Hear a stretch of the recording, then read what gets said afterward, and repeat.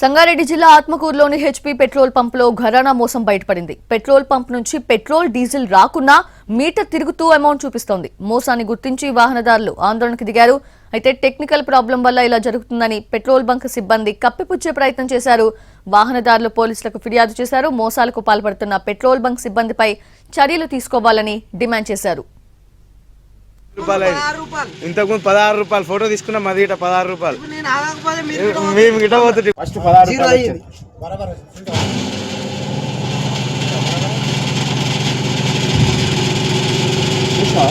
Reading మీద diesel వచ్చింది. Reading gun పడుతుంది.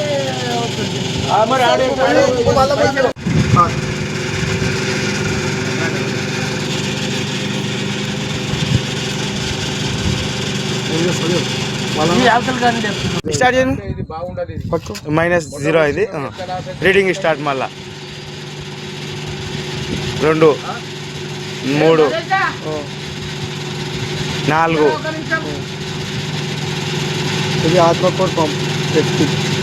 ఒక్కసారి 8 రూపాయలు అయింది, ఒకసారి 4 రూపాయలు అయింది, ఒకసారి 5 రూపాయలు అయింది.